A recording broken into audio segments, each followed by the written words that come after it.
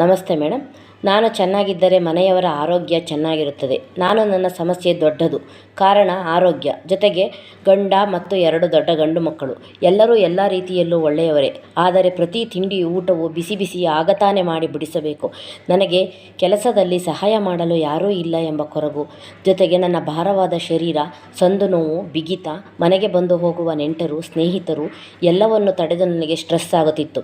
ನೀವು ಹೇಳಿದಂತೆ ಮಕ್ಕಳು ದೊಡ್ಡವರಾದ ಮೇಲೆ ದುಡಿಯಲು ಶುರು ಮಾಡಿದ ನಂತರ ನಮ್ಮ ಜವಾಬ್ದಾರಿ ಮುಗಿಯಿತು ಅಂತ ನಾನು ತಿಳ್ಕೊಂಡಿದ್ದೆ.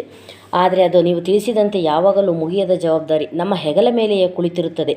ಆದರೆ ನೀವು ಆ ಸಣ್ಣ ವಿಚಾರಗಳನ್ನು ತಿಳಿಸಿದಾಗ ಎಲ್ಲವೂ ಎಷ್ಟು ಸತ್ಯ ಅಲ್ವಾ? ಹೇಳಿದ ವಿಚಾರಗಳು ನಮಗೂ ತಿಳಿದಿದೆ. ಆದರೆ ನಾವು ಎಷ್ಟು ತಪ್ಪು ಮಾಡ್ತೇವೆ. ಕೋಪ, ಎಲ್ಲರ ಮೇಲೂ ಅಸಹನೆ ತೋರಿಸಿರುತ್ತೇವೆ. ನನಗೆ ಯಾವಾಗಲೂ ಬೇಗ ಏಳುವ ಅಭ್ಯಾಸ ಇದೆ. ನಿಮ್ಮಿಂದ ಕಲಿತ ಪಾಠದಿಂದ ಈಗ ರಾತ್ರಿ 1 ಗಂಟೆ, ಬೆಳಗ್ಗೆ 1 ಗಂಟೆ ಹೆಚ್ಚಿನ ಸಮಯ ಮಾಡಿಕೊಂಡು ನನ್ನ ಮನೆಗೆಲಸವನ್ನು ಮುಗಿಸಿಕೊಂಡು ಹದವಾದ ರೀತಿ ಊಟ ಮಾಡಿಕೊಂಡು ಶರೀರದ ಭಾರ ಕಡಿಮೆ ಮಾಡಿಕೊಂಡು ತುಂಬ ಸಂತೋಷದಿಂದ ಇದ್ದೇನೆ. Thank you so much. ನಮ್ಮ ಪ್ರಾಬ್ಲಮ್ಸ್ ಏನೇ ಇರಲಿ 30 ಡೇಸಲ್ಲಿ ಅದಕ್ಕೆ ನಿಮಗೆ ಸೊಲ್ಯೂಷನ್ ಖಂಡಿತವಾಗ್ಲೂ ಸಿಗತ್ತೆ. ನೀವು ಈ ಪ್ರೋಗ್ರಾಮ್ ಜಾಯಿನ್ ಮಾಡಬೇಕಾ? ವಾಟ್ಸಪ್ ಮಾಡಿ.